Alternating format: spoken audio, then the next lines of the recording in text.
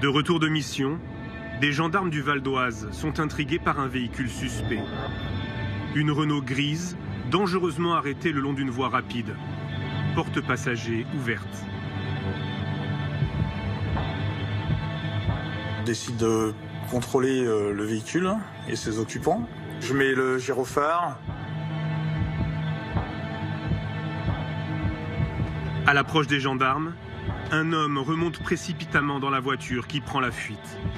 Là, on part en course-poursuite direction Sarcelles. Les gendarmes ignorent tout de l'identité des fugitifs.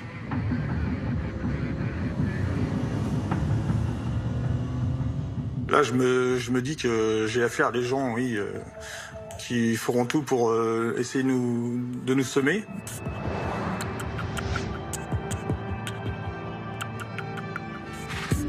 On poursuit le véhicule jusqu'à un rond-point où se trouve l'église chaldéenne en direction de Sarcelles. Là, on fait 2 fois le tour. Ils savent pas où ils vont. Je vois le passager qui oriente par des gestes la direction à prendre.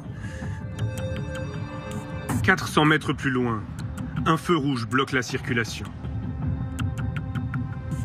La voiture des fugitifs est immobilisée. Donc là, on descend du véhicule pour essayer d'interpeller au moins le conducteur. Ah, c'est tendu, ouais. Au moment où on arrive dessus, malheureusement, le feu repasse au vert. Et j'ai juste le temps d'essayer de saisir son bras. Ma main heurte sa tête, ce qui fait lui retirer sa casquette et ses lunettes. Sur le coup, j'ai pas reconnu. Les fugitifs redémarrent en direction de Sarcelles.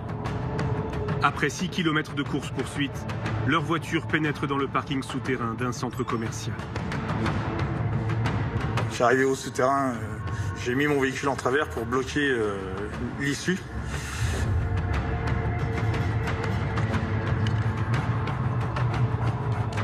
On ne sait pas à qui on a affaire, on ne sait pas s'il y a des armes. On est prudent. Le gendarme tente de suivre la piste avec son chien. La voiture est abandonnée, moteur encore allumé, mais aucune trace des passagers.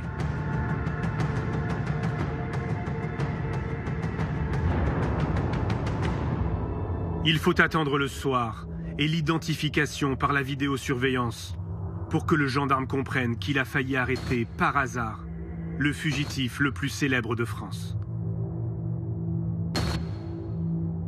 5 heures après, j'apprends que c'est Faïd Redouane. Voilà. Je me dis que je l'ai loupé. L'interpellation de Redouane Faïd se serait jouée à quelques minutes. Et s'il avait échappé de peu à la police? L'homme aurait été repéré à Sarcelles, près de Paris. Une course-poursuite a eu lieu. Juillet 2018. Redouane Faïd est le fugitif le plus recherché de France. Le voici sur des images inédites. Redouane Faïd, accompagné de son frère Rachid, visiblement très détendu avec les clients de ce café internet à Paris, bien loin de l'image d'un homme en cavale. Pourtant, 12 jours plus tôt, il s'est évadé de prison. Une exfiltration spectaculaire en hélicoptère. Ma réaction, c'est comment c'est possible qu'il s'évade encore, justement. Et je pense au départ spontanément à une blague. Nouvelle évasion du braqueur Redouane Faïd. Redouane Faïd est de nouveau en cavale. Une nouvelle fois, le criminel de 47 ans fait la une des médias. Car depuis 2010, Redouane Faïd est devenu un habitué des plateaux de télévision. Bonjour Redouane Faïd. Bonjour. Merci d'être là. Depuis la parution de son livre, dans lequel il raconte sa vie de braqueur, Faïd se présente comme un repenti. On a tourné la page, et puis maintenant c'est mieux comme ça. Jusqu'à l'attaque ratée d'un fourgon blindé et la mort de la policière municipale Aurélie Fouquet. Soupçonné d'être l'organisateur du braquage, Redouane Faïd retourne en prison. Il s'évade une première fois en 2013. Il nous dit, faites pas les cow-boys, ça sert à rien pour 1400 €, ça c'est pas la peine, quoi.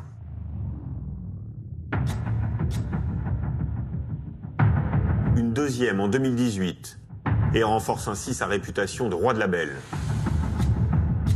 Vous laissez femme et enfants et c'est parti pour 3 mois intenses. Comment les autorités ont-elles traqué le fugitif? Pour quelqu'un qui s'était évadé le 1er juillet, dormir en forêt, ça veut dire que vraisemblablement il n'y a pas beaucoup de moyens financiers derrière. On identifie parmi les vêtements retrouvés un t-shirt orange qui était porté par Redouane Faïd au moment de son évasion. Ce qui a attiré notre attention, c'était la corpulence et la taille des individus qui portaient les burqas, qui manifestement n'étaient pas des femmes. Y a-t-il eu des défaillances de l'administration pénitentiaire? Madame la ministre, quand une telle faillite est ressentie comme inévitable, c'est qu'il y a quelque chose qui ne va pas.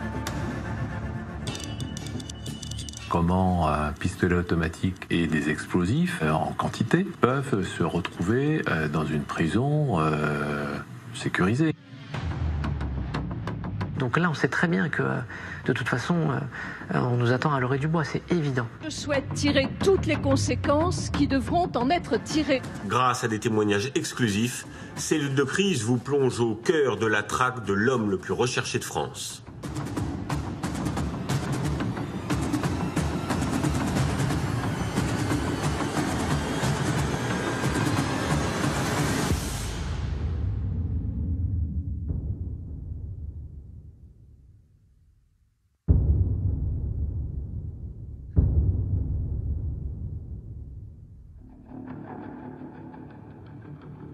Au cœur de l'hiver 2012, l'administration pénitentiaire organise en urgence le transfert de Redouane Faïd. Le directeur de la prison de Fresnes, où il est détenu depuis 10 mois, est convaincu que le braqueur prépare une évasion. Dans un rapport à sa hiérarchie, il détaille les informations en sa possession. Il apparaît que la personne détenue ait tenté d'approcher les personnes condamnées pour des faits de terrorisme, afin d'obtenir des informations sur l'introduction de matières explosives. Ces éléments laissent redouter une volonté de l'intéressé de se soustraire à son incarcération par le biais d'une évasion.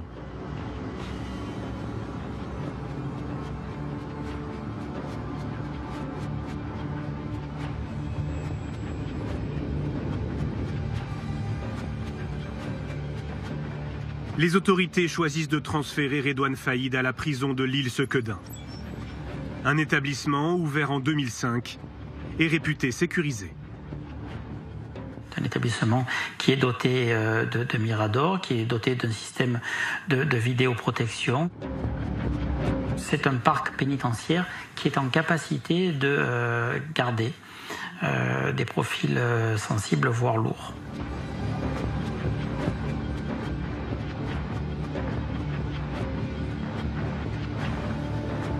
Redouane Faïd est classé détenu particulièrement signalé, un DPS en jargon pénitentiaire. Il est soumis à des conditions de détention renforcées.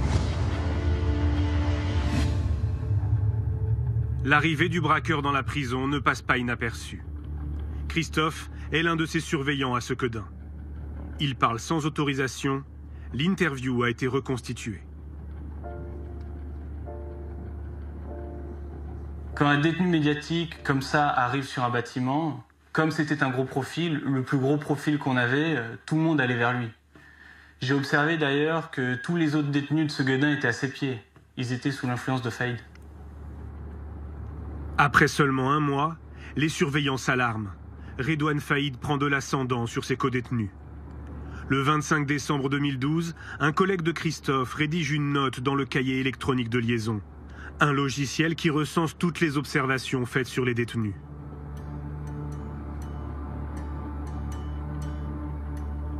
Il passe son temps à discuter énormément avec la personne détenue BS, mais également FA.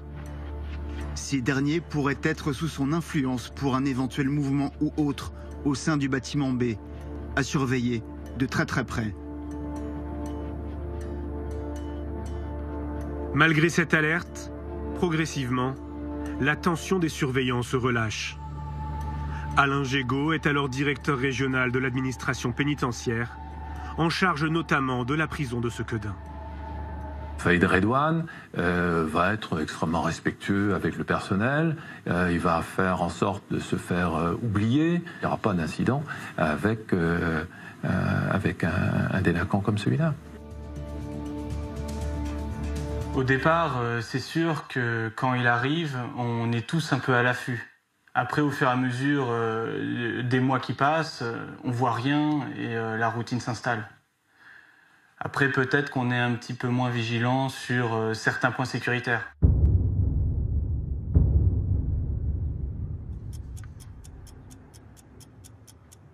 Depuis 4 mois et demi, Redouane Faïd est un détenu exemplaire. Ce matin-là, il a rendez-vous avec son frère Abdeslam pour un parloir, comme c'est le cas 2 fois par semaine. À la main, son sac de linge sale qu'il doit remettre à son frère. En dépit de son statut de détenu signalé, Redouane Faïd n'est soumis à aucune palpation de sécurité en sortant de sa cellule. Il descend au parloir, situé au rez-de-chaussée de la prison, près de la cour extérieure.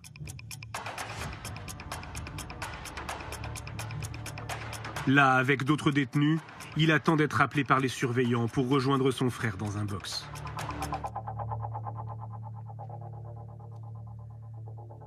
Gérard Carré attend lui aussi pour un parloir.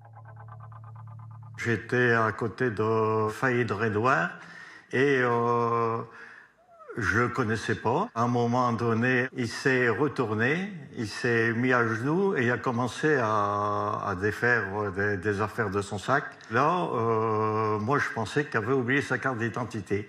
Alors, je regardais et il m'a regardé d'un œil noir. J'ai compris que c'était pas le moment de lui donner un coup de main.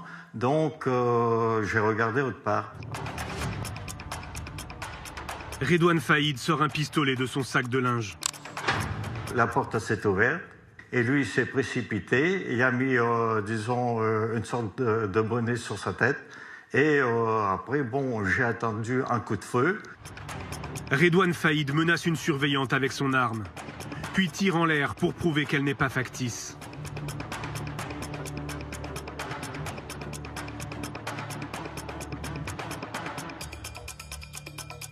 Du côté famille, Isabelle attend dans un box pour une visite. Tout d'un coup, j'entends il est armé, c'est une prise d'otage. Voilà, donc là, je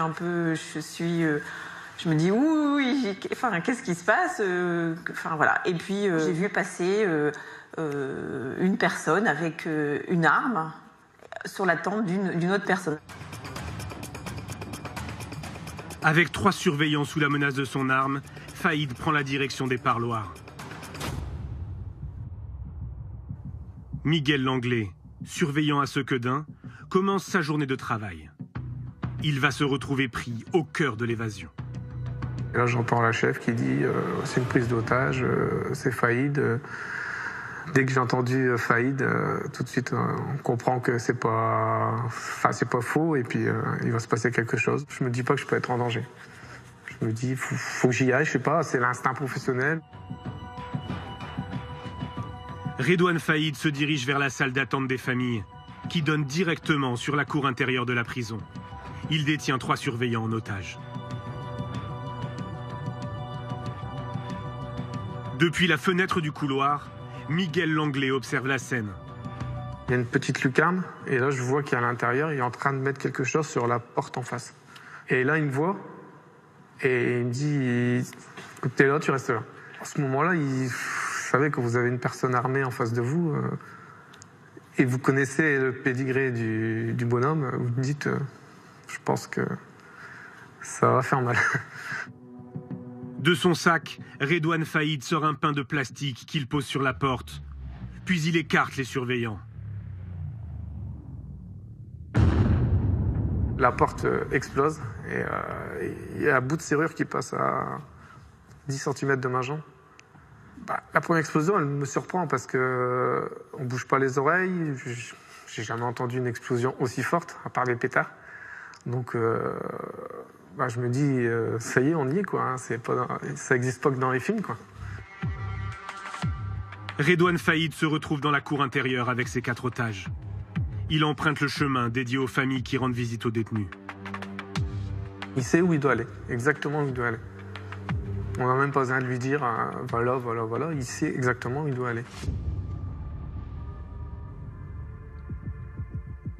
Alain Gégaud est chez lui lorsqu'il est prévenu de l'évasion par le directeur de la prison de Sequedin. Moi, pour ma part, je suis informé dans les 7-8 minutes qui suivent le début de l'évasion.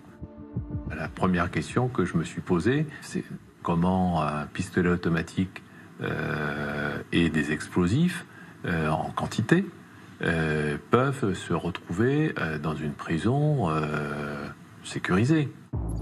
Préfet, police, gendarmerie, l'alerte remonte jusqu'aux plus hautes autorités. Lorsque les premiers policiers arrivent sur place, l'évasion est toujours en cours. Les instructions sont claires. Aucune action avant l'arrivée du GIPN, le groupe d'intervention de la police nationale.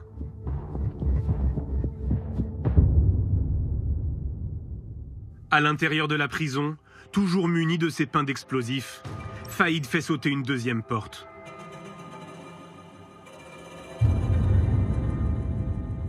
Il nous dit, faites pas les cow-boys, ça sert à rien pour 1300 ou 1400 euros, c'est pas la peine quoi.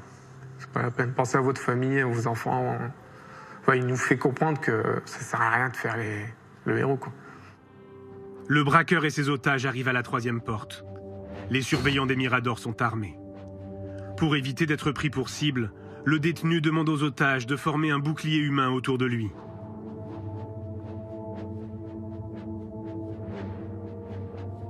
Le pire, on l'imagine toujours dans ces moments-là, mais après, oui, dans ma tête, c'est pourvu qu'il y arrive, pourvu que ça se passe bien, pourvu qu'il n'y a pas un collègue qui fasse n'importe quoi, pourvu qu'il sorte.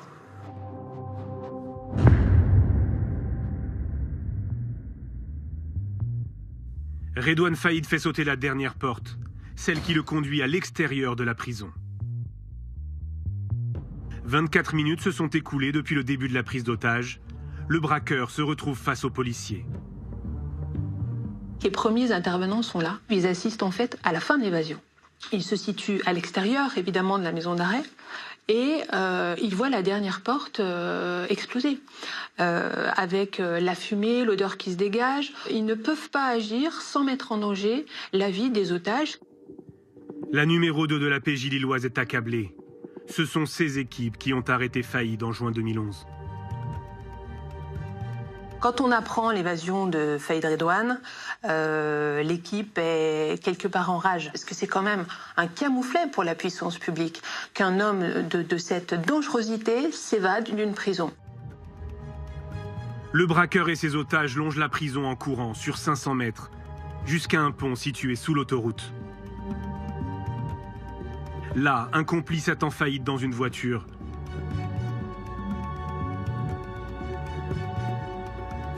Le braqueur libère alors 3 des 4 surveillants. Il m'a dit, toi tu viens avec moi dans la voiture. Alors pourquoi moi, je sais pas. Dans ces moments-là, on dit pas oui, on dit pas non, on n'a pas le choix. Miguel Langlais se retrouve à l'arrière de la voiture avec Redouane Faïd. Le véhicule s'engouffre sur l'autoroute, direction Paris. J'ai eu peur, ouais. Oui, je me souviens très bien d'avoir eu peur. Ouais.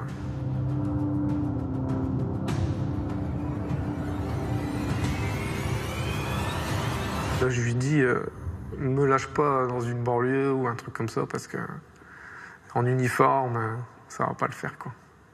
Ça va pas le faire. Et il m'a dit, non, si tu fais pas le cow-boy, je te lâcherai, y a pas de souci. Quelques minutes plus tard, la Renault s'arrête sur la bande d'arrêt d'urgence. Miguel Langlais est relâché.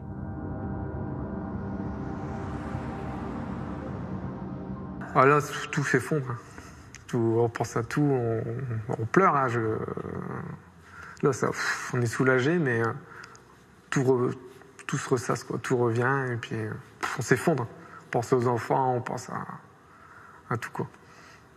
Là, c'est dur. Hein.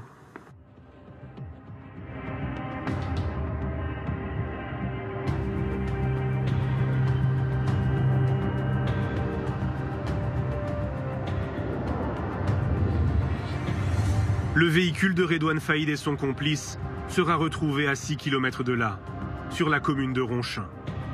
Brûlé. C'est là qu'on perd la trace du braqueur.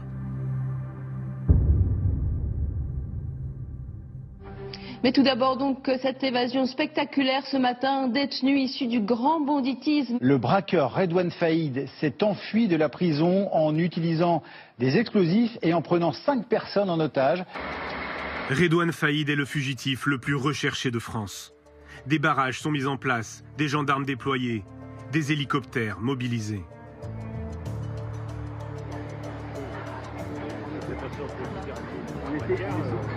On a encore quelques espoirs de récupérer dans les minutes ou dans les heures qui suivent, c'est une course contre la montre, le fugitif. Les hommes de la police judiciaire de Lille sont les premiers mobilisés. Mais la traque s'étend à tout le pays. À Nanterre, l'Office central de lutte contre la criminalité organisée est mobilisé lui aussi. 130 policiers spécialisés dans le grand banditisme. Frédéric Douady est alors le patron de la Brigade nationale de recherche et d'intervention. La BRI est le bras armé des enquêteurs. Dans les premières heures, il peut se trouver dans un gîte à 10 minutes de la maison d'arrêt de Sequedin, comme avoir pris un avion à Bruxelles et être parti à l'autre bout du monde. Les policiers s'intéressent à tous les membres de son entourage qui ont la capacité de l'aider pour une évasion et une cavale. Vincent est le chef d'enquête. Il souhaite préserver son anonymat pour son travail de terrain. On va fonctionner par système de cercle. D'abord, l'environnement proche, famille, femme, enfant, puis la famille, puis les cercles professionnels ou criminels. Ce qu'on travaille évidemment dans ce genre de cas, c'est les parloirs. Et c'est la raison pour laquelle, dès la matinée, sont placés en garde à vue les 2 individus qui avaient des parloirs réguliers avec Faïd Redouane, un de ses frères aînés, Abdeslam, et un de ses neveux. La piste familiale ne donne rien. Abdeslam Faïd, le frère de Redouane qui l'attendait au parloir, est rapidement mis hors de cause. Des centaines de policiers sont à l'heure qu'il est aux trousses de Redouane Faïd depuis son... Cette traque a une particularité qui change la donne. Elle est suivie en direct par les médias.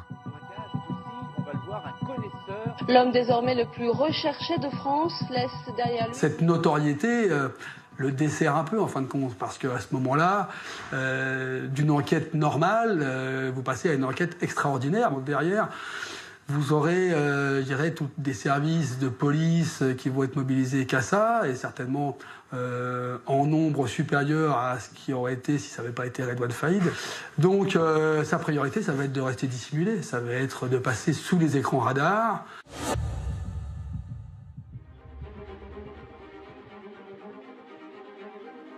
À quelques kilomètres de Nanterre, place Vendôme, la ministre de la Justice tient une réunion de crise.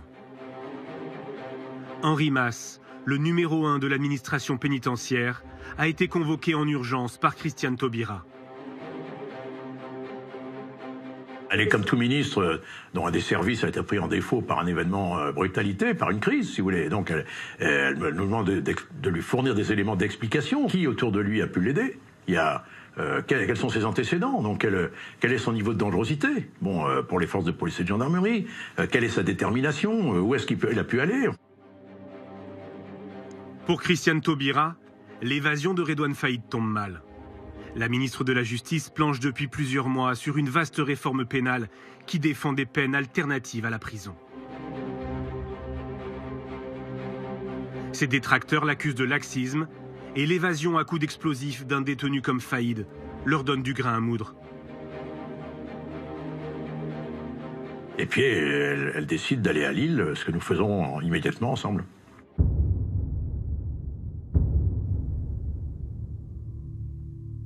À Sequedin, les responsables de la prison doivent assurer le bon fonctionnement de l'établissement, en dépit des dégâts causés par l'évasion. La prison, après la sortie de Redouane Faïd, se trouvait dans une situation d'insécurité totale, puisqu'il n'y avait plus de porte d'entrée. On ne va pas pouvoir assurer le fonctionnement de l'établissement dans des conditions normales. Sequedin, c'est 800 détenus. C'est un samedi, donc c'est un jour de parloir. Donc ça veut dire qu'il faut aussi expliquer aux détenus que compte tenu de la situation de crise au niveau de l'établissement, les parlements n'auraient pas lieu, et maintenir les gens dans leurs cellules. En fin d'après-midi, lorsque Christiane Taubira et Henri Mas arrivent sur place, la ministre demande à refaire le parcours de Redouane Faïd. Alain Gégaud les accueille. Quand Christiane Taubira arrive à Sequedin, elle est quand même d'humeur assez désagréable, mais ça peut tout à fait se comprendre. Et donc demande à comprendre ce qui s'était passé et le pourquoi du comment.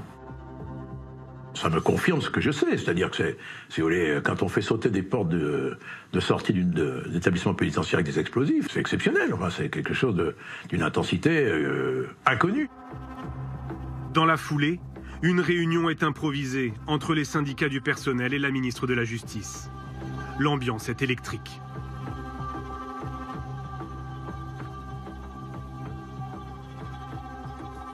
Stéphane Le Serre, représentant local des surveillants, est sur place depuis le matin.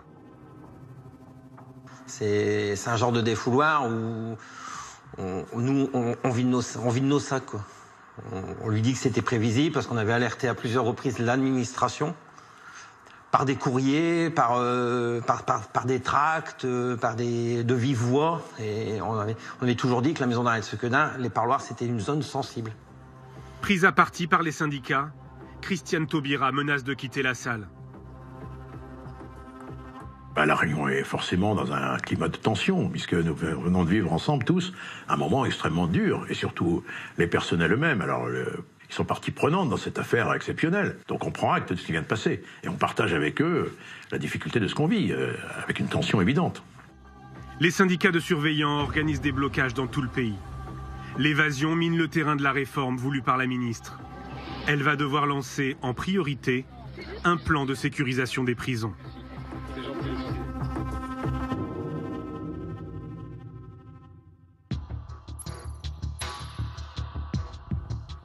À Nanterre, pour retrouver le fugitif le plus recherché de France, les policiers déploient d'importants moyens de surveillance.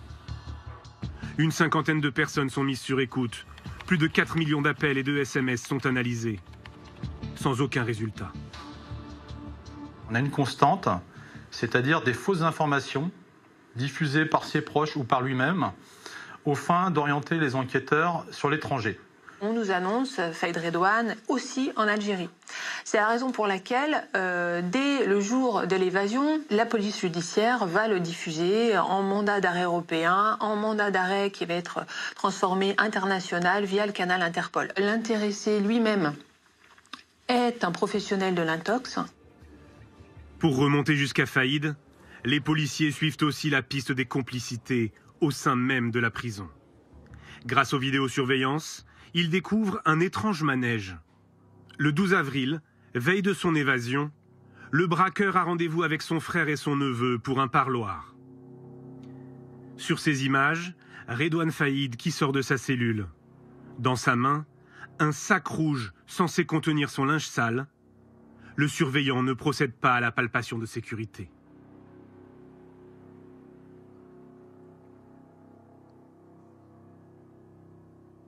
Faïd salue des détenus, puis entre dans le local d'entretien dont l'accès lui est normalement interdit.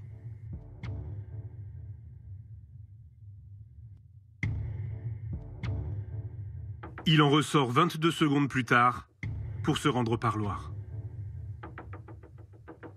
Qu'a-t-il fait ou déposé dans ce local-là? Toujours est-il qu'un chien spécialisé dans les matières explosives va remarquer au niveau d'un casier dans ce local-là. Pour les enquêteurs, Redouane Faïd vient de récupérer son arme et les explosifs. Il descend au parloir, mais celui-ci est annulé.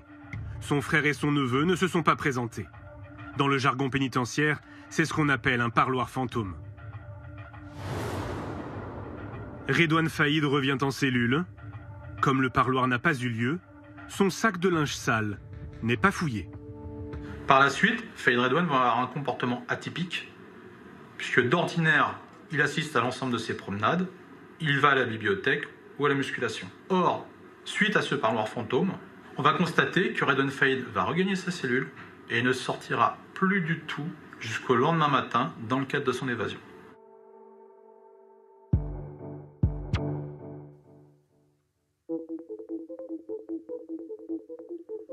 Les policiers placent en garde à vue le surveillant présent ce matin-là. Confronté aux images de vidéosurveillance, il reconnaît des erreurs. Vous me demandez pourquoi je ne suis pas intervenu. Sur la palpation, je reconnais, je ne l'ai pas fait parce que j'y ai pas pensé. Sa présence dans le local d'entretien, je n'ai pas fait gaffe qu'il est entré dans cette pièce. Ça aurait dû m'interpeller. J'aurais dû m'en rendre compte. Comment expliquez-vous cette succession d'anomalies? La routine. Erreur de ma part. Ce qui est incroyable, c'est que le gardien n'ait rien vu. On a l'impression qu'il est totalement berné par Redouane Faïd. Il n'y a pas que les surveillants pénitentiaires qui se sont laissés berner par Redouane Faïd. La hiérarchie, elle aussi. En fait, 2 jours avant l'évasion, une commission DPS s'est réunie. Elle devait statuer sur Redouane Faïd. Alors, dans cette commission, il y a le procureur, les services de police, les services de gendarmerie et bien sûr la direction de la prison. Et à aucun moment, un risque d'évasion de Redouane Faïd n'a été évoqué. Est-ce que depuis l'administration a reconnu ses erreurs ? Alors, elle a reconnu des fautes individuelles, mais elle n'admet officiellement aucune défaillance de l'institution. Écoutez le directeur régional de l'époque, Alain Gégaud. Le type, il est seul en cellule. Sa cellule fait l'objet de contrôles réguliers. Il est pris en charge quand il y a des mouvements à l'intérieur de la prison, quand il sort. Qu'est-ce que vous voulez faire de plus par rapport à la prise en charge d'un détenu ? Ça, c'est pour la théorie, mais dans les faits, des défaillances, oui, il y en a eu. En fait, Redouane Faïd était soumis à un régime de détention plus strict. Sa cellule devait faire l'objet de contrôles et de fouilles réguliers. Il devait lui aussi systématiquement être soumis à des palpations de sécurité en sortant de cellule ou en revenant de Paloire. Et ça, ce n'était pas toujours fait. Mais ça ne suffit pas en fait à expliquer l'évasion et les policiers restent persuadés que si une arme et des explosifs ont pu rentrer dans la prison, c'est grâce à une complicité interne.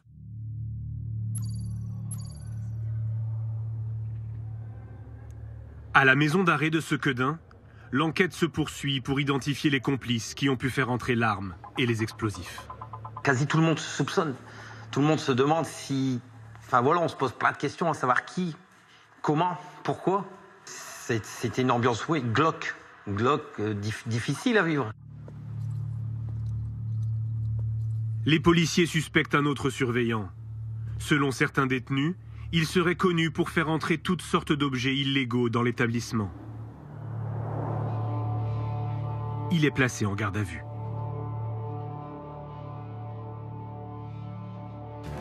Réfléchissez bien.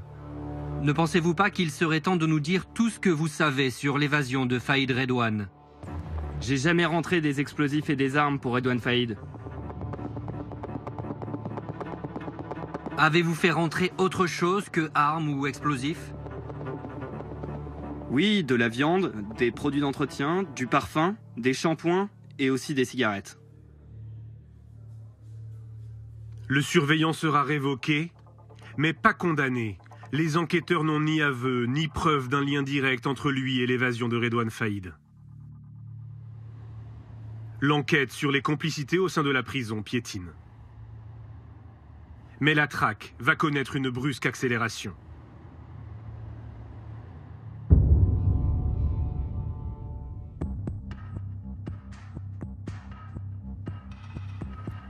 « 40 jours après l'évasion, les policiers reçoivent une information d'un de leurs indiques. Redouane Faïd aurait passé plusieurs nuits dans un hôtel de Roissy. Le fugitif serait accompagné d'un autre homme. Ils circuleraient ensemble, à bord d'une Peugeot grise.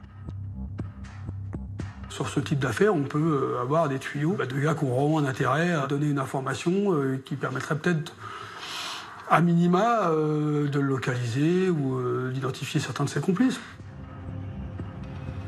Ab initio, on ne sait pas si l'information elle est bonne, elle est mauvaise. Donc on va l'exploiter en allant récupérer dans tous les hôtels du secteur de Roissy, il y en a quelques-uns, les bandes vidéo, les parkings, les vidéos qui sont dans les hôtels en question. Image par image, les policiers épluchent des centaines d'heures de vidéos d'hôtels et de parkings. Un détail inattendu attire leur attention. Un des opérateurs de la BNRF va constater le comportement suspect d'un individu sortant la tête de l'habitacle pour insérer son moyen de paiement au niveau de la barrière. Sauf que lorsqu'il va remettre sa tête dans l'habitacle, apparemment, il est muni d'un postiche puisque la perruque va bouger. Donc c'est à partir de ce moment-là qu'on pense avoir Redouane Faïd. Pour la première fois depuis l'évasion, après 6 semaines de traque, les enquêteurs tiennent enfin une piste solide. À votre avis, on est content ou on n'est pas content? Évidemment qu'on est content. Entre le moment où on exploite ta vidéo et le moment où on se dit que c'est lui, il n'y est plus. D'accord, il n'est plus à l'hôtel, hein. Il ne nous attend pas, pieds et poings liés, en se demandant pourquoi on met autant de temps à venir le chercher. Donc, ça veut dire qu'on a, oui, on avance, on a un fil à tirer.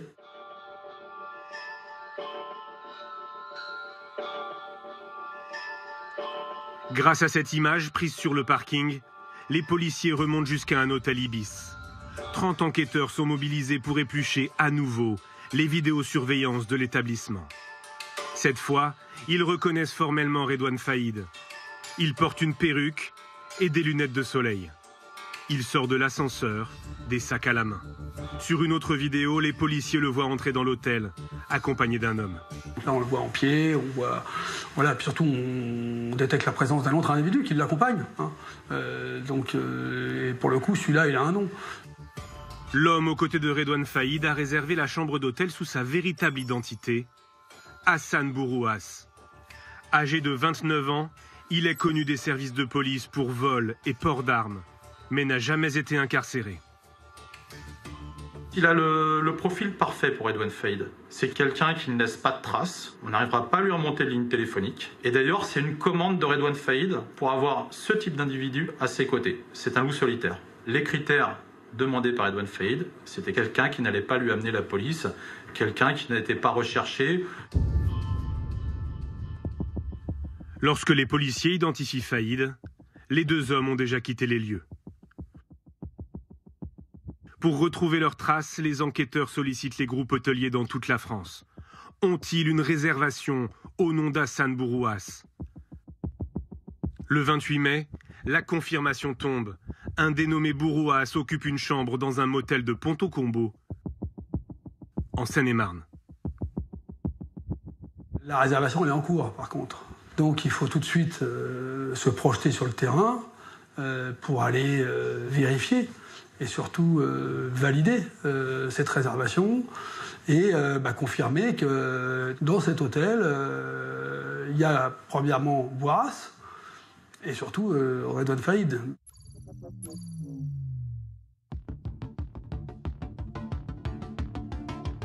Un important dispositif de surveillance est mis en place. Une trentaine de policiers planquent dans des voitures sur le parking.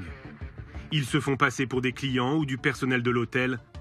Ils guettent le retour de Redouane Faïd et d'Hassan Bourouas. À 22h40, les 2 hommes regagnent leur chambre. Leur présence sur place est confirmée par des policiers en civil. Voilà, on est suffisamment bien placé pour confirmer que c'est bien lui qui utilise cette chambre et avec son homme de confiance. Donc une fois qu'il est dans la chambre d'hôtel, il y est. Donc il ne en ressortira pas. La BRI nationale demande des renforts au PJ de Versailles et de Lille. Une centaine de policiers est sur place. Légalement, la police ne peut pénétrer dans un appartement avant 6h du matin. Mais dans les affaires de grand banditisme ou de terrorisme, les juges autorisent des assauts au milieu de la nuit. Le feu vert tombe par email à 00h45.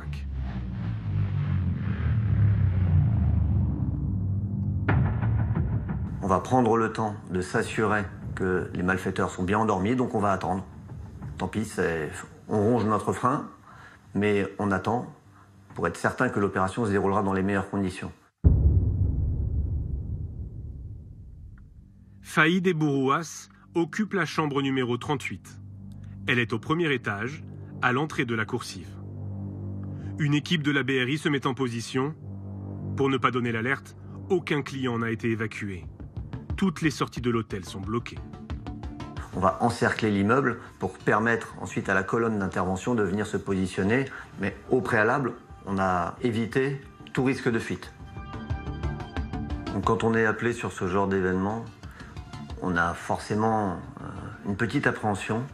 C'est one shot, hein. C'est pas, on n'a pas droit à un coup d'essai et puis on ne peut pas se reprendre si jamais on a loupé. Non, il faut être sûr notre coup, quoi. Après 46 jours de traque, la BRI donne l'assaut. La progression est annoncée par la colonne, qu'elle monte dans les escaliers, qu'elle s'approche de la porte, qu'elle va pénétrer dans les lieux. Bon, évidemment, il y a le top interpellation qui est annoncé au moment où la porte est ouverte. On a quelques secondes de silence et puis l'annonce du résultat de l'opération. Objectif serré, interpellé, et c'est surtout sans incident. L'opération a duré quelques secondes. Aucun coup de feu n'a été tiré.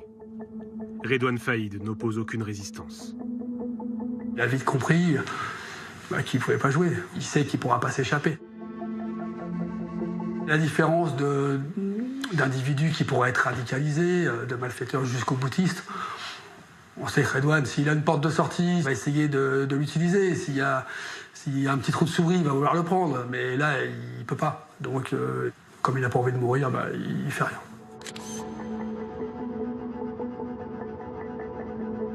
Il est groggy et puis il sait qu'il est fait, il a les menottes dans le dos et voilà, il monte dans la voiture et il va pas dire un mot jusque de notre bureau.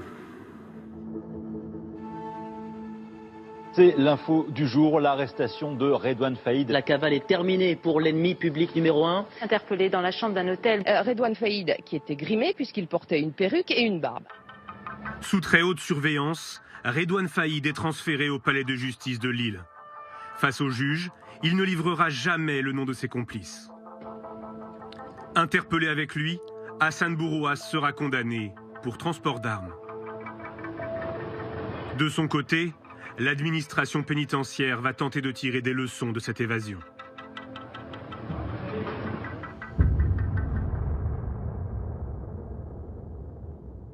Vous découvrez les images de la garde des Sceaux, la ministre de la Justice. C'est tout de même assez exceptionnel de voir Madame Taubira entrer à l'instant dans le studio d'Europe 1 pour répondre dans quelques minutes aux questions de Jean-Pierre Elkabbach dans ce drôle de décor, Maxime. Oui. Pendant 6 jours, Christiane Taubira ne s'exprime pas publiquement sur l'arrestation.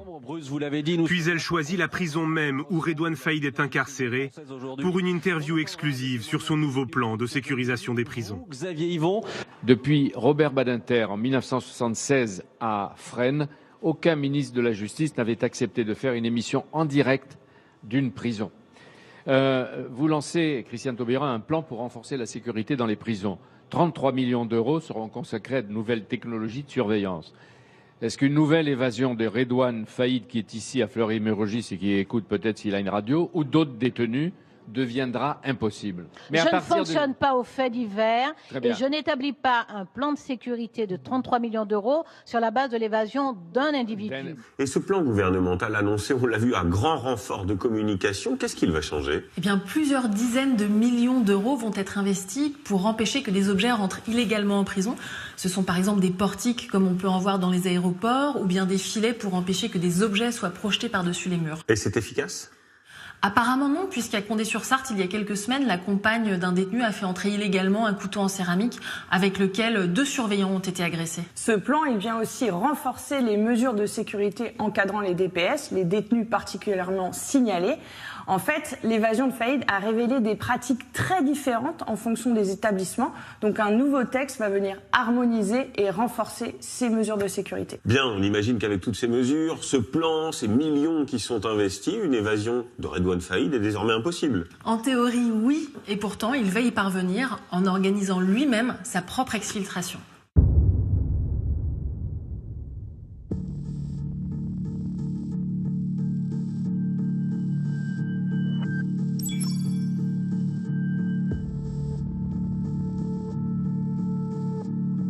Le centre pénitentiaire sud-francilien, à Réau. C'est dans cette prison récente, réputée parmi les plus sûres de France, qu'est incarcéré Faïd depuis le 21 novembre 2017.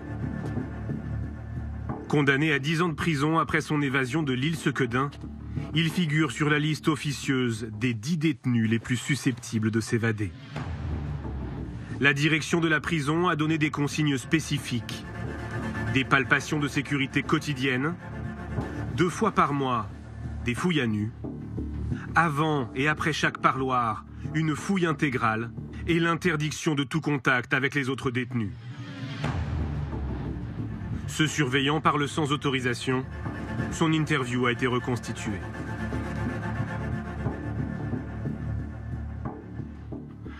Quand il allait au téléphone, tout son secteur était bloqué. C'était le seul détenu que j'ai vu en France pour qui on bloquait même le personnel. On le bloque, on bloque tout le monde. Il passe avec 2 surveillants et un gradé du quartier d'isolement, comme une star. Il est starifié. Tout le monde le regarde. C'est-à-dire que pour lui, la prison ne tourne plus pendant 20 à 30 minutes. Mais ces mesures ne vont pas suffire. Dès le début, les surveillants s'inquiètent de son comportement. Redouane Faïd, il scanne les lieux. On a l'impression qu'il mesure chaque centimètre carré et il maîtrise son espace.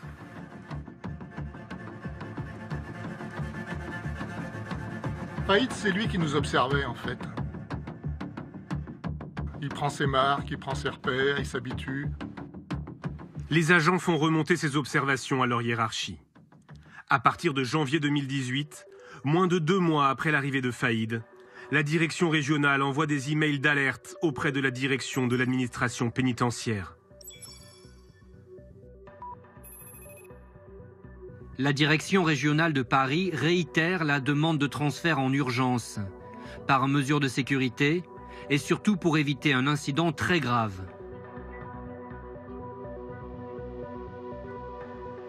Pendant 6 mois, des messages toujours plus alarmistes réclament le départ de Faïd de la prison de Réau. Sans réponse de la direction centrale.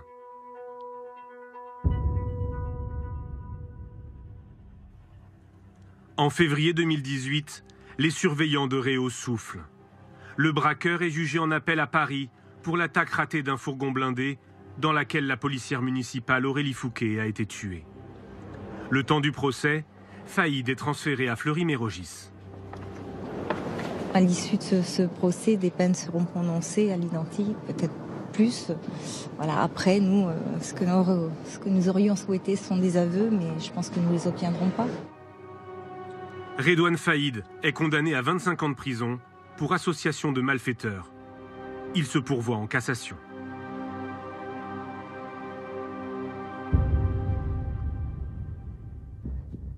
Cinq jours plus tard, à la grande surprise du personnel du centre pénitentiaire, le braqueur est de retour à Réau. Un des chefs qui l'accueille ce jour-là me dit « Mais tu peux pas imaginer la réaction de Redouane Faïd d'être agréablement surpris de se retrouver à Réau. Je pense que c'est pas la qualité de la bouffe qui lui a manqué. Quand il revient, il est content. Il est content parce qu'il est dans un environnement qu'il maîtrise. Dans un lieu connu, c'est plus facile de préparer quelque chose d'illicite. Moins de 15 jours après le retour de Faïd à Réau, la direction régionale redemande par email son transfert à l'administration centrale. Il a déjà repéré toutes les failles de la structure et la connaît trop bien maintenant. Nous savons par expérience que c'est juste une question de temps. Le 22 juin, après de nombreuses relances, la direction de l'administration pénitentiaire finit par répondre. Le transfèrement aura lieu dans le courant du mois de septembre. Cette réponse provoque la colère de la direction régionale. Je considère votre décision très dangereuse pour le centre pénitentiaire sud-francilien, pour le personnel et pour l'ordre public.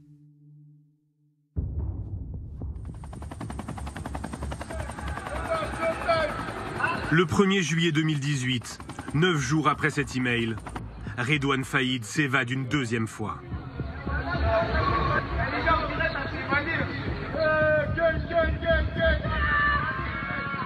Je reçois un coup de téléphone de mon adjoint chef de service qui me dit en ces termes Faïd s'est barré. La spectaculaire évasion. L'évasion du braqueur Redouane Faïd. Je reçois un SMS sur un des téléphones qui me dit Redouane Faïd s'est évadé. Et je pense au départ spontanément à une blague. Et ensuite je regarde le deuxième téléphone et là je vois que j'ai une vingtaine d'appels en absence. Et donc là je comprends qu'il y a un énorme problème. Redouane Faïd s'est enfui de la prison de Réau à bord d'un hélicoptère. C'est un petit peu l'incrédulité quand même qui m'envahit. Parce que c'est un détenu particulièrement surveillé. Les questions sur son évasion sont nombreuses. Ma réaction, c'est comment c'est possible qu'il s'évade encore, justement. Et d'un autre côté, alors qu'on est condamné à 25 ans de réclusion criminelle, comment ne pas envisager la suite de sa vie qu'au travers d'une évasion? Redouane Faïd est de nouveau en cavale.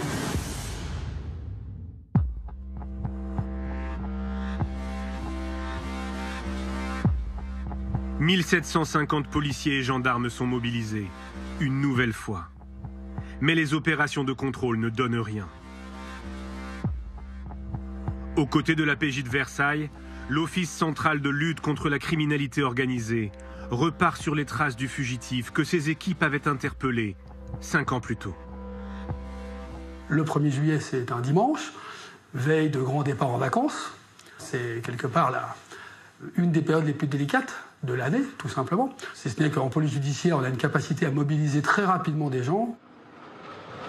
Rapidement, toute la brigade qui est dépêchée sur place, tous les enquêteurs qui sont disponibles, qui d'initiative vont aller travailler. Au bas mot, on est entre 80 et 100 enquêteurs de police judiciaire qui rapidement sont envoyés, dépêchés sur les différentes scènes de crime.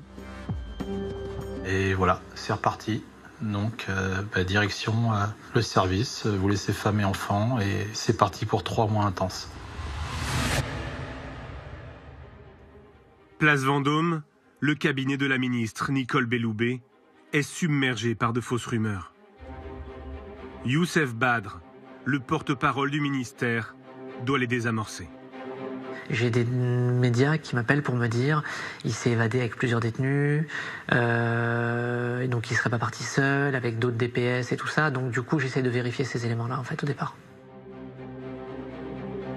C'est déjà ce qui va être dit, que les prisons sont des passoires, qu'il y a une espèce de laxisme ou qu'il y a une espèce de laisser-aller, qu'on va probablement aussi s'en prendre aux surveillants en évoquant des éventuelles complicités internes et tout ça. Donc là, on sait très bien que, de toute façon, on nous attend à l'orée du bois, c'est évident.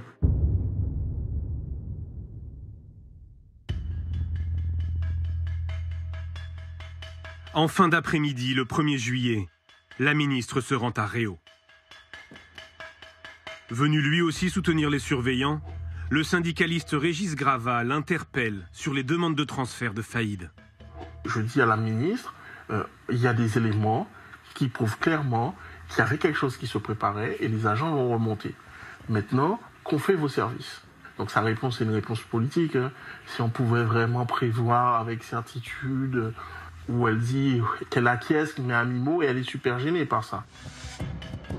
Devant les journalistes, Nicole Belloubet ne met pas en avant la question des transferts, mais confirme une faille dans la sécurité de la prison.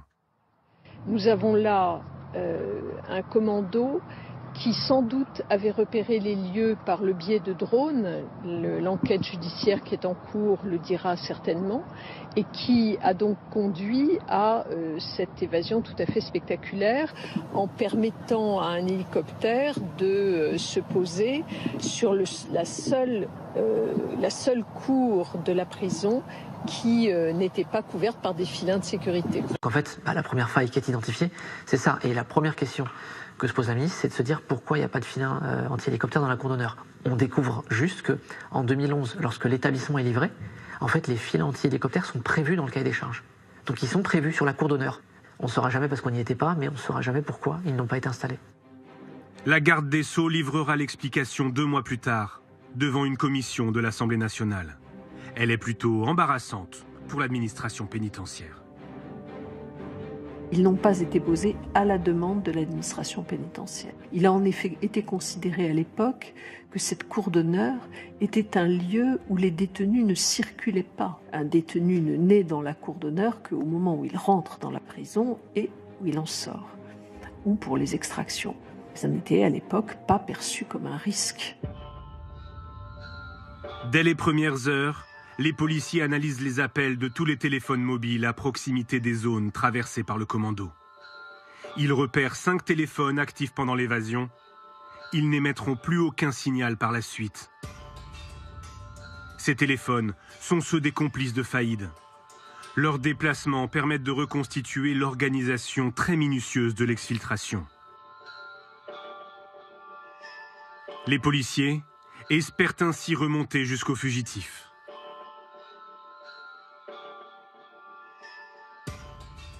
Dès 8h30, le 1er juillet, une Renault Mégane noire se déplace sur la N104 en Seine-et-Marne.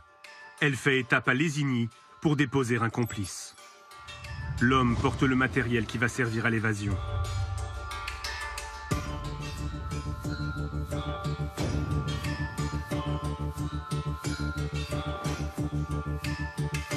La voiture dépose ensuite les 2 autres complices près de l'aérodrome de Lognes. Se présentant comme un père et son fils, les 2 hommes prétendent venir pour un vol d'initiation. Ils insistent pour voler en Alouette, un vieil appareil capable de transporter 4 passagers, en plus du pilote.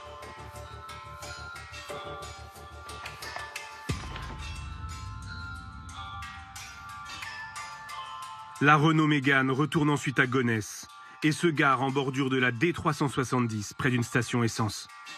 C'est là que l'hélicoptère déposera Redouane Faïd et les membres du commando, après l'évasion.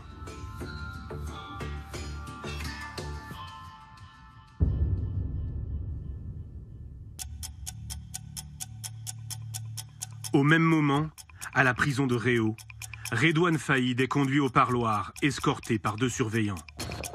Il est vêtu d'un t-shirt orange, détail qui va avoir son importance. Dans une synchronisation parfaite, le complice de la Mégane donne le top départ par téléphone au commando de l'hélicoptère.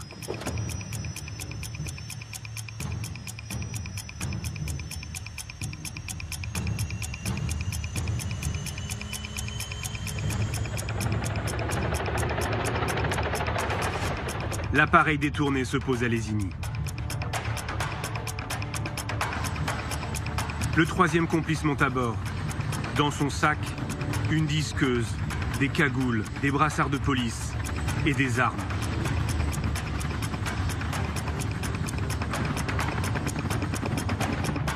Le commando est au complet.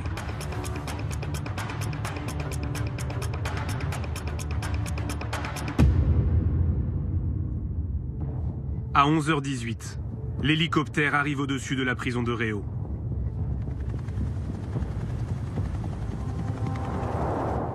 Les comptes rendus des surveillants permettent de reconstituer ce qui s'est passé minute par minute.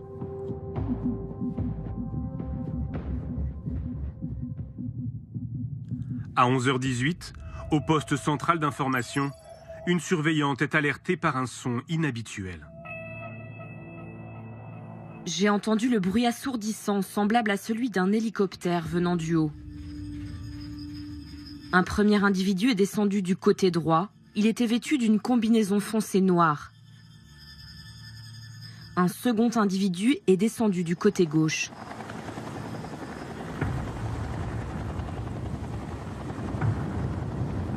J'ai aussitôt appelé la police par la ligne directe. Celle-ci était en dérangement. À la porte d'entrée de la prison, le surveillant-chef tente lui aussi de contacter la police. Sans succès.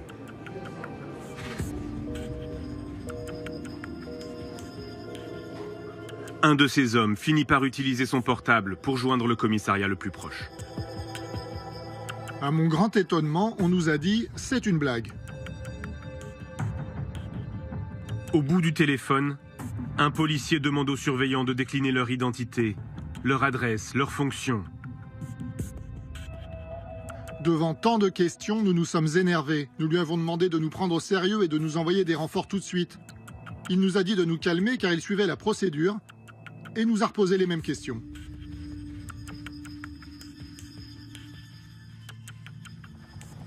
Le surveillant-chef distingue à l'intérieur de l'hélicoptère le pilote tenu en joue par un homme cagoulé.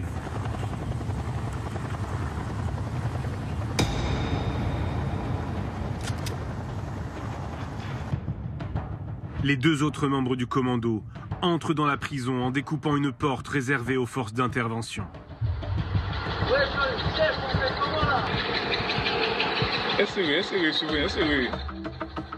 Suivant la procédure en cas de crise, les surveillants ramènent tous les détenus dans leurs cellules. Mais pour Faïd, les consignes sont strictes. Il ne doit croiser personne lors de ses déplacements. Donc on est sur le point de bloquer tous les mouvements et de sortir Faïd, et c'est à ce moment-là que le commando arrive. Ça s'est joué à peut-être une petite minute, quoi. Mais vraiment à peu de choses près, parce qu'on avait déjà évacué tout le parloir sauf lui. Le surveillant resté au parloir se retrouve nez à nez avec un membre du commando.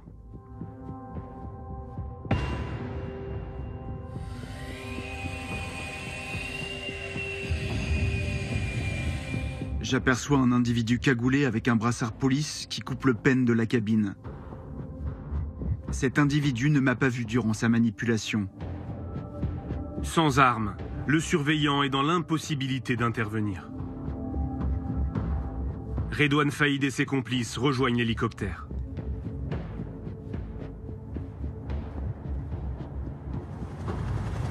À 11h28, il quitte la prison. L'exfiltration a duré moins de 10 minutes.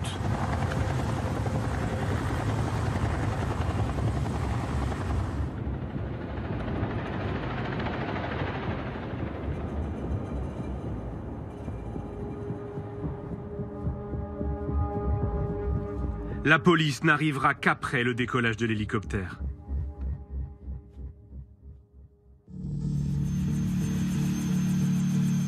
Dans sa fuite, le commando multiplie les manœuvres pour brouiller les pistes.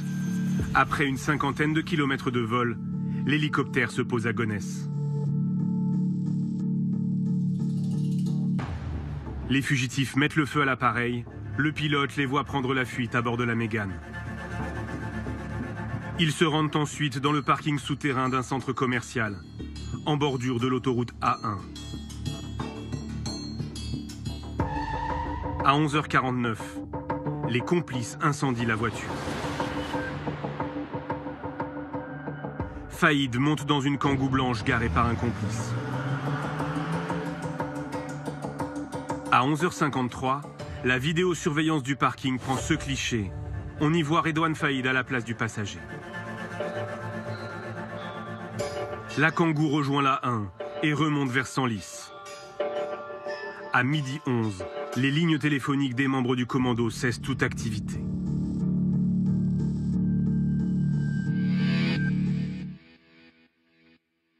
Le premier réflexe, c'est de se dire qu'on a affaire à des malfaiteurs d'envergure, à des gens, pour le coup, dont c'est le métier, qui n'en sont pas à leur coup d'essai, qui sont peut-être entraînés, qui ont même pu répéter cette opération. On n'est pas face à des amateurs. Les enquêteurs décortiquent ce qu'ils appellent les scènes de crime. L'hélicoptère retrouvé à Gonesse en partie brûlé. La Mégane utilisée comme voiture relais et abandonnée par le commando dans le centre commercial, elle aussi calcinée.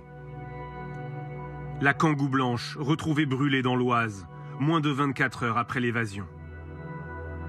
L'ensemble de l'opération a été mené en moins de 5 heures. Aucun coup de feu n'a été tiré. C'est une évasion sans aucun coup de feu, sans aucune résistance. Effectivement, ça peut paraître surprenant, mais les surveillants pénitentiaires ne sont pas armés. Alors depuis peu, certains syndicats réclament des tasers, mais le ministère de la Justice campe sur ses positions. En fait, ce qu'ils craignent, c'est qu'en cas d'évasion ou de mutinerie, ça se termine en bain de sang. Alors, il y a bien des surveillants qui sont armés, ce sont ceux qui sont dans les miradors, mais ils ont interdiction de tirer sur un hélicoptère en vol. Écoutez les explications du ministère de la Justice. C'est la loi. En fait, on ne peut pas tirer sur un hélicoptère en vol. Et l'hélicoptère fait un vol stationnaire. Si vous tirez, ça veut dire que quelque part, vous sacrifiez aussi les gens qui sont dedans. Or, avec le commando, je crois qu'il y a le pilote, il me semble. Et je pense que les surveillants aussi ne savent pas qui est dedans. Ils peuvent imaginer tous les scénarios possibles. Il y a peut-être des gens qui ont été pris en otage, on ne sait pas. C'est ce qui permet d'expliquer l'évasion de Redouane Faïd, le fait que les surveillants et les surveillantes ne soient pas armés. Alors c'est plus complexe que ça. Le cœur du problème, c'est ce transfert de Redouane Faïd qui n'a jamais eu lieu malgré les nombreuses alertes de la direction régionale. Oui, les échanges de mails qui demandaient ce transfert de prison n'ont pas donné lieu à un transfert effectif. En effet, chacun se rejette la faute et dans cette administration réputée pour son mutisme, les fuites vont se multiplier. Dès le lendemain de l'évasion, le 2 juillet, Le Figaro va révéler en partie cet échange de mails.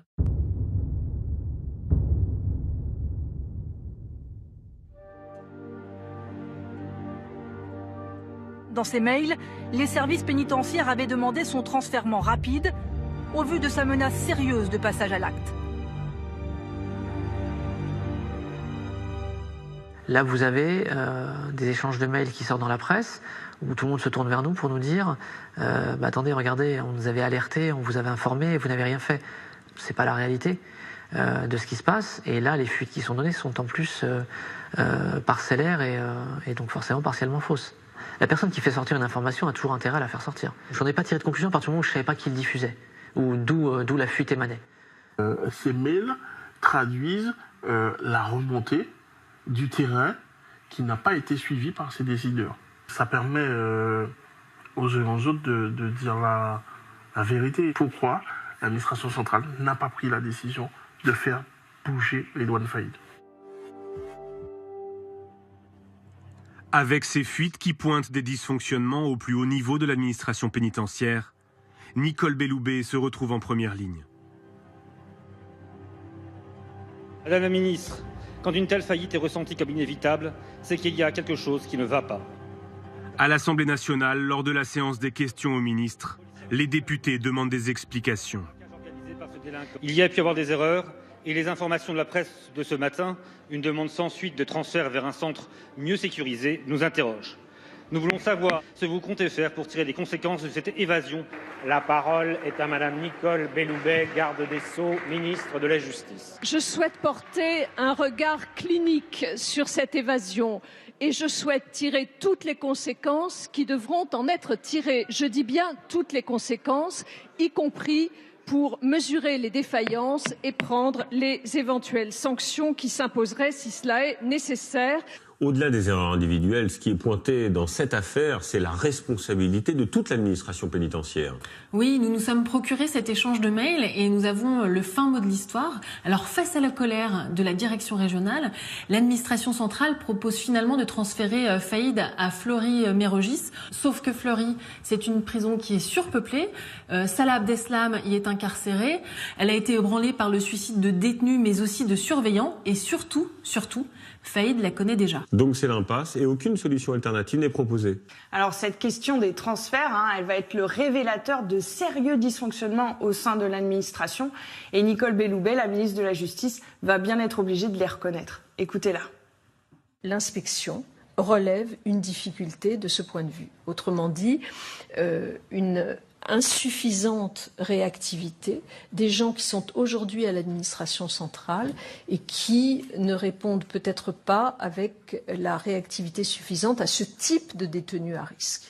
Bien, c'est clair. La ministre pointe les responsabilités de certains cadres de l'administration pénitentiaire, mais aussi leur décalage, leur déconnexion avec ce qui se passe sur le terrain dans les prisons. Et la crise est telle que Nicole Belloubet va annoncer une réforme d'ampleur et notamment la fusion des services qui s'occupent de la remontée d'informations depuis les établissements et ceux qui s'occupent des transferts. Et suite à cette crise, le numéro 2 de l'administration pénitentiaire va être écarté. Officiellement, c'est dans le cadre de cette réforme, mais c'est lui qui avait supervisé le transfert de Redouane Faïd.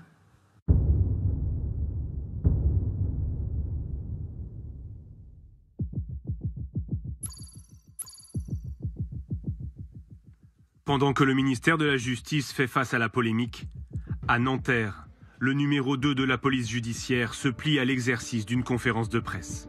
Je ne suis pas habilité à vous parler du fond de l'affaire, évidemment. Philippe Vérony s'exprime rarement sur une enquête en cours. Mais la police veut montrer que la traque de Faïd est une priorité. Les premières constatations laissent à penser que le commando était composé d'environ 4 ou 5 personnes. Non identifiées, je m'empresse de le dire évidemment. En fait, un premier membre du commando est sur le point d'être identifié. Rapidement, les enquêteurs abandonnent la piste de complicité dans le grand banditisme. Selon eux, le fugitif Faïd attire trop la lumière. Dans les jours qui vont suivre, ça va être la piste familiale qui va se décider concernant Redouane Faïd. Il n'y a pas de bandits ou de malfaiteurs qui ont voulu s'associer à son projet d'évasion, parce qu'ils doivent se douter qu'à côté du moment où il aura réussi à s'évader, il aura sur le dos tous les flics de France. Donc tous ceux qui seront dans son entourage et qui auront été associés seront dans la nasse et seront dans les mailles du filet et seront levés un jour ou l'autre. Au sein de la brigade de recherche des fugitifs, c'est le policier qui avait déjà traqué Faïd après l'évasion de 2013 qui supervise l'enquête. Nous travaillons sur toutes les archives de la police, notamment les anciennes affaires, et on essaye de ressortir l'identité de ses complices. Et on s'est aperçu que Redouane Faïd, des membres de sa famille avaient été mis en cause, notamment 2 de ses neveux. Des frères de Faïd et certains de ses neveux sont connus des services de police. Il faut tisser une toile d'araignée, essayer de s'assurer que les gens qu'on cible sont bien là. S'ils sont pas là, on est en droit de se dire qu'ils sont peut-être du coup avec Redouane. Bon, on va s'intéresser du coup à leurs proches, à proprement parler, les frères, les cousins, les oncles, les tantes, les neveux. La plupart habitent la région de Creil, dans l'Oise. Des écoutes téléphoniques sont lancées, les policiers se déploient dans la ville. Un travail de filature très délicat. Chaque cible mobilise 5 à 7 policiers. Ils savent tous qu'à un moment ou à un autre, ils risquent d'être surveillés par la police. Donc on est obligé d'engager beaucoup de fonctionnaires de façon à ce que ce ne soient pas toujours les mêmes qui soient au contact et qu'il puisse y avoir une rotation, je dirais, dans les surveillances qui vont être exercées. Les enquêteurs vont donc désormais se concentrer sur les membres de la famille de Redouane Faïd. Ils vont se focaliser en fait sur 2 frères, les 2 frères qui rendent le plus souvent visite à Redouane Faïd en prison, Brahim Faïd et Rachid Faïd. Alors Brahim, il est présent le jour de l'évasion, il nie toute implication. Les enquêteurs vont quand même le placer en garde à vue et ils le relâchent au bout de 30 heures. Et l'autre frère, Rachid ? Rachid, il rend une dernière fois visite à Redouane en prison le 26 mai, c'est 1 mois avant l'évasion. Et ensuite, il a un alibi solide, il part pour l'Algérie. Donc lui aussi est écarté par la police ? Pas tout à fait, parce qu'en fait, les enquêteurs s'aperçoivent qu'il a un 2e passeport, qu'il a réservé des billets pour rentrer en Europe en multipliant les escales. Ils perdent sa trace à Amsterdam, mais ils sont convaincus que le jour de l'évasion, il était bien présent en France. Et ça va se confirmer, ça, par la suite ? Un élément vient confirmer cette thèse, l'ADN retrouvé sur le parcours du commando, et il correspond bien à celui de Rachid Faïd. C'est un point important et une sacrée avancée pour l'enquête, car désormais les enquêteurs, la police, sait que Rachid Faïd était présent au moment de l'évasion. Ils vont décider en fait de ne pas rendre l'information publique parce que ce qu'ils espèrent, c'est que Rachid Faïd les conduise jusqu'à son frère Redouane. Bonjour Stéphane. Bonjour Jérôme. Vous êtes pilote d'hélicoptère. Nous découvrons votre voix, votre visage aussi. On a beaucoup parlé de vous depuis dimanche dernier, depuis cette évasion spectaculaire de Redouane Faïd. Ils me font descendre de l'hélicoptère, ils me prennent en joue avec des armes et des coups de crosse et m'expliquent ce qu'on allait faire et leur choix d'aller aller chercher un ami à la prison de Réau. Et ils m'expliquent qu'il faut que j'obtempère et que je fasse bien mon travail, sinon ma famille serait certainement menacée et que quelqu'un était devant chez moi. Le récit de la prise d'otage est précis, mais pour les enquêteurs, des questions persistent. Le vol de l'hélicoptère semble très préparé. Le plein d'essence aurait été calculé au plus juste pour décoller avec 5 passagers. Un vol sans GPS, en rase-motte, pour échapper au radar. Le commando a-t-il été aidé par un expert? Un autre élément intrigue les enquêteurs. Une proche du pilote a échangé des lettres avec Faïd jusqu'en 2016.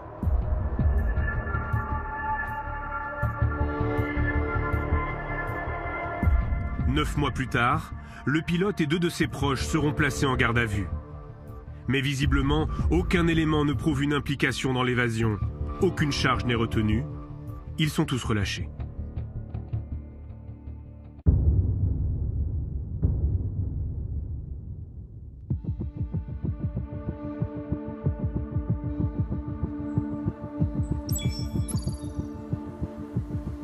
Une découverte en forêt confirme la piste familiale. Les enquêteurs mettent la main sur du matériel utilisé par les malfaiteurs lors de l'évasion. Il a été retrouvé grâce au témoignage d'un chasseur. C'est quelqu'un qui a pour habitude de fréquenter cette forêt, qui est témoin d'un manège un peu suspect, qui voit des gens qui à l'heure à laquelle il les croise, manifestement n'ont rien à faire dans ce secteur boisé à proximité de Creil, qui va passer son chemin, qui va y retourner par la suite et qui va tomber sur des effets vestimentaires.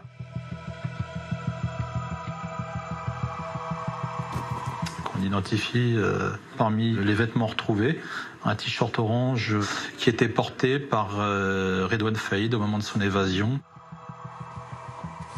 Cette découverte, ça nous a fait comprendre deux choses. C'est que, pour quelqu'un qui s'était évadé le 1er juillet, dormir en forêt, ça veut dire que vraisemblablement il n'y a pas beaucoup de moyens financiers derrière et qu'il est sur un cercle assez resserré et il est dans sa zone de confort puisqu'il est sur Creil. Donc les éventuels départs à l'étranger avec une cagnotte cachée, etc., pour nous, ça n'apparaissait pas être la piste la plus pertinente. Donc on était à ce moment-là, on a acquis la conviction qu'il pouvait être dans le milieu creillois qu'il connaît si bien. Sur place, les policiers retrouvent surtout des armes. 2 fusils d'assaut et des gilets pare-balles.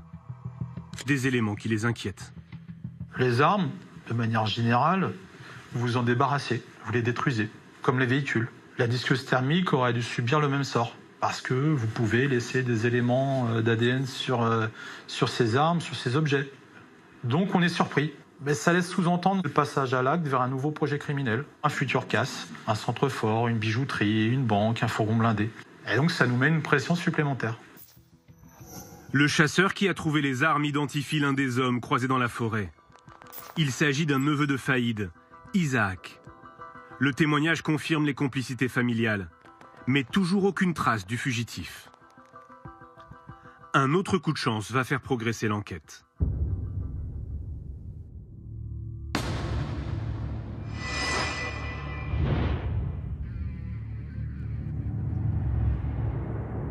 Pris en chasse par une voiture de gendarmerie après un contrôle inopiné, Faïd et un complice se réfugient dans le parking d'un centre commercial.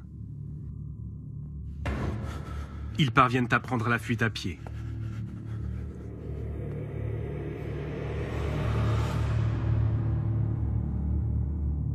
Rapidement sur place, les gendarmes de la brigade de recherche ignorent que la voiture était conduite par Redouane Faïd. Ils pensent avoir affaire à des cambrioleurs. Je vois rapidement qu'il y a à l'intérieur tout le nécessaire à commettre des cambriolages, à savoir visseuse dévisseuse, pied de biche, marteau. Je m'aperçois également qu'il y a des affaires, donc t-shirt, jeans, sales, et également brosse à dents et rasoir. Des boîtes attirent leur attention. L'une d'entre elles contient une matière blanche non identifiée, l'autre, des câbles électriques.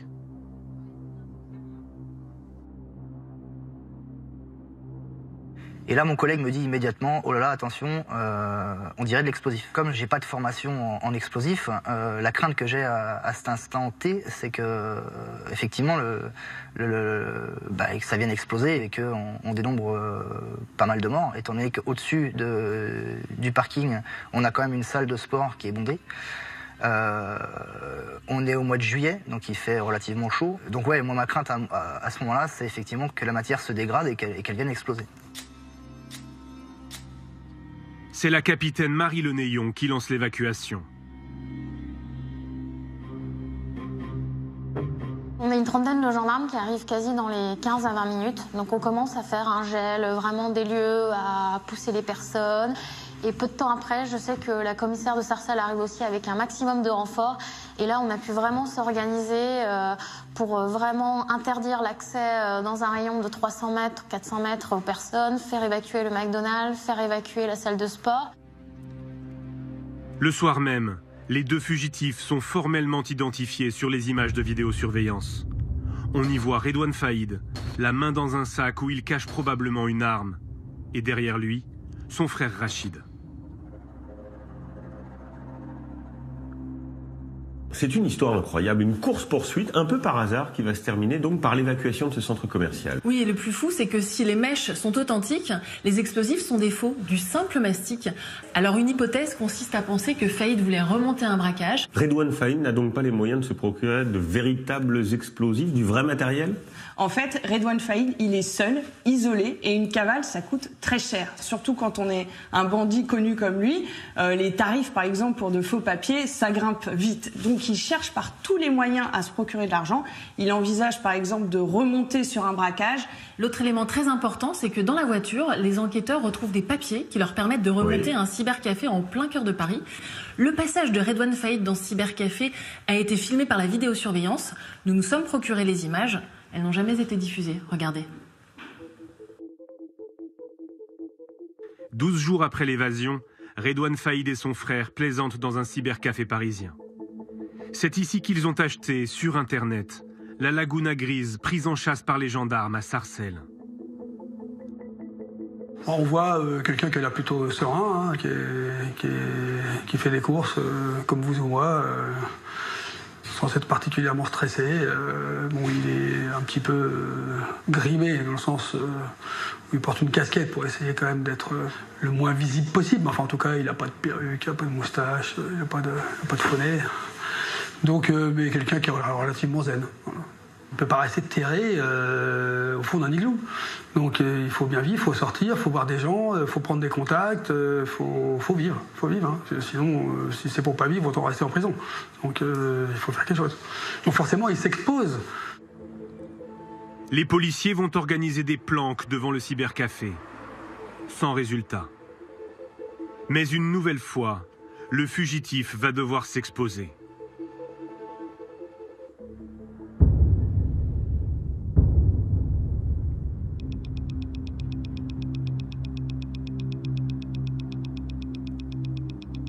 Des unités de la BRI se déploient dans la forêt de Creil.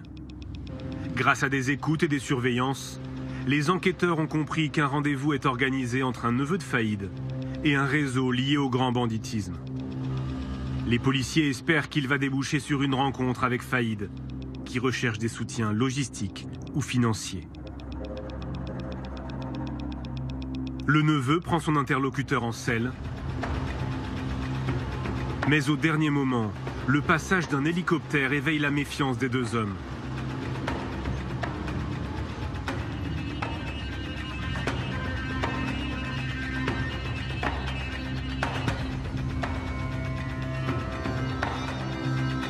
Le rendez-vous n'aura pas lieu. Le neveu fait demi-tour. Les policiers le laissent partir. Il est leur seul lien avec Faïd. Est-ce qu'on en sait plus aujourd'hui sur ce fameux rendez-vous secret ? En fait, cette information, elle n'était jamais sortie parce qu'on se trouve en pleine zone grise, hein, celle des indiques, des informateurs de la police, et les enquêteurs veulent en dire le moins possible, tout simplement parce qu'en fait, les bandits étudient leurs méthodes pour mieux les déjouer ensuite. Et après ce rendez-vous, que devient le neveu ? D'une manière générale, en fait, les complices de Redouane Faïd se savent surveiller, ils redoublent de prudence, et malgré les énormes moyens mobilisés, les heures d'écoute, de surveillance, l'enquête piétine. Les policiers, ils vont explorer toutes les pistes. Alors, il y a un chauffeur de taxi qui leur parle d'une conversation qu'il a entendue dans sa voiture. Une journaliste qui tenterait d'avoir rendez-vous avec Redouane Faïd. Alors, ce qu'ils vont faire, c'est avec l'accord des juges d'instruction, ils vont placer cette journaliste sur écoute et il y aurait même eu des filatures. Ce qui va poser question parce que ces pratiques sont contraires aux règles du secret des sources. Oui, d'ailleurs, sa chaîne BFM TV a annoncé son intention de porter plainte. Et cette piste du taxi, elle va mener à quelque chose ? Cette piste, elle ne va mener à rien. En fait, la traque, elle est au point mort. Donc les policiers vont accentuer la pression sur l'entourage de Faïd pour faire un peu bouger les lignes et ils vont cibler tout particulièrement sa famille.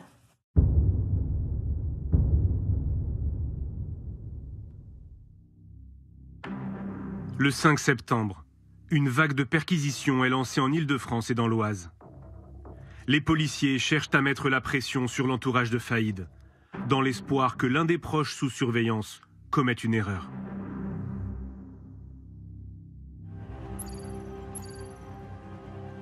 Au lendemain de cette opération, le premier flic de France rend public la principale piste suivie par les enquêteurs. Gérard Collomb, ministre de l'Intérieur et des Relations avec les cultes. Bonjour. Bonjour. Perquisition, opération de police dans l'Oise hier, dans plusieurs villes, Creil, Méru, Compiègne. On pense qu'il est effectivement réfugié dans sa proximité, dans les lieux qu'il connaît bien, où il a un certain nombre de parents, d'amis. Et donc, c'est là que les policiers cherchent pour pouvoir l'arrêter. La déclaration ne facilite pas le travail des policiers, qui ont déjà des difficultés à se dissimuler à Creil. C'est une petite ville, tout le monde se connaît, une petite ville dans laquelle il y a plusieurs quartiers difficiles, dans lesquels y rester longtemps est quasiment impossible. Si on reste trop longtemps dans ce genre de quartier, on est détecté, ce qui pourrait mettre à mal l'intégralité de l'enquête. À Creil, la BRI continue les planques et les filatures.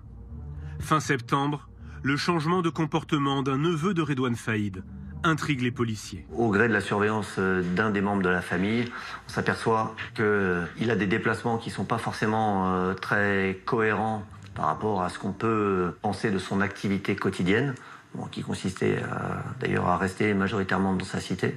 Ça va attirer notre attention et nous laisser penser que peut-être, à certains moments, il va pouvoir aller au contact de Redouane Faïd. Le téléphone du neveu leur permet de remonter jusqu'à un autre portable. C'est un téléphone qui avait une activité particulière, qui n'était allumé notamment que la nuit. Et donc les filatures engagées pour essayer d'identifier l'utilisateur de ce téléphone nous amènent à identifier un véhicule. Ce véhicule, il va nous amener à Creil et à un immeuble où on avait déjà en fait eu des informations sur la présence dans cet immeuble de manège un peu suspect.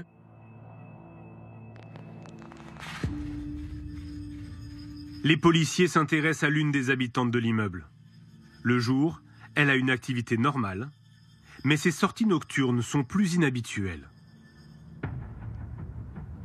Elle est en contact avec deux personnes en niqab qui sortent de son immeuble et montent à bord de sa voiture. Des tenues peu courantes dans ce quartier de Creil. On va utiliser à la fois des moyens humains et techniques pour surveiller cette adresse. Et on va revoir de temps à autre ce binôme et effectivement constater que la personne sous le niqab est assez grande, a du mal à se déplacer et qu'il y a de grandes chances pour qu'effectivement ce soit un homme.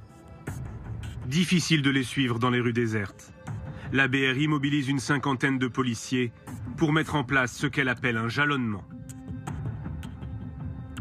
Les gens de la BRI sont des gens qui sont complètement rompus à ces techniques et qui, plutôt que de partir en voiture derrière une cible, préfèrent plutôt occuper le terrain, jalonner, occuper la carte et sur les grands axes et permettre de signaler des passages plutôt que d'être derrière, j'allais dire à la queue leu-leu, ou à 1h ou 2h du matin avec les phares, ça peut être très délicat.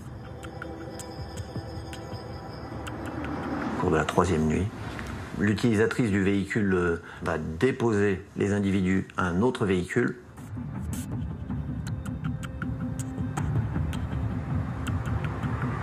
Et là, les individus auront enlevé leur burqa.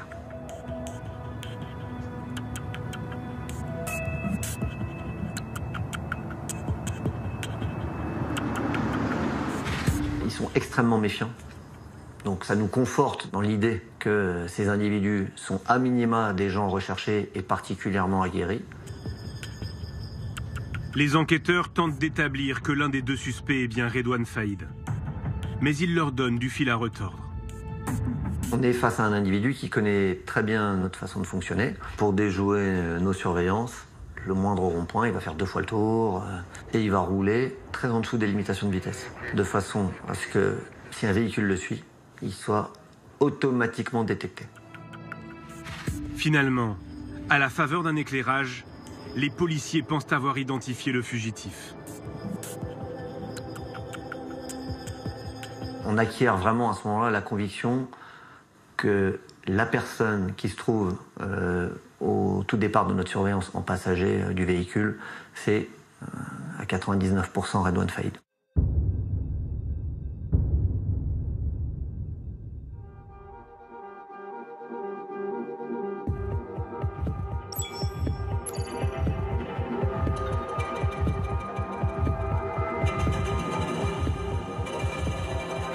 L'assaut est donné après 93 jours de traque.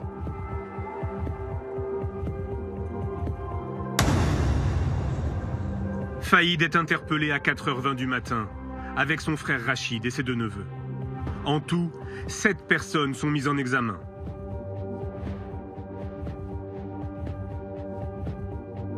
Comme en 2013 et la fin de sa première cavale, le chef d'enquête est sur les lieux. Il me reconnaît, hein, je le vois dans son visage. Il est assis menotté, mis à disposition par les groupes d'intervention. On a des armes retrouvées à proximité de lui. Il est hagard, voilà. Il sait que c'est perdu. Puis tout de suite, voilà, le naturel revient au galop et il va nous demander qui l'a balancé. Assez rapidement, il va se mettre à parler, presque à sourire, quoi. Voilà, parce qu'il sait que, je pense qu'il a déjà en tête le 3e projet. Redouane Faïd retourne en prison. Une cellule l'attend dans le centre de haute sécurité de Vendin-le-Vieil. Les mesures d'isolement sont encore renforcées. Pour cette nouvelle évasion, Faïd risque jusqu'à 20 ans de prison.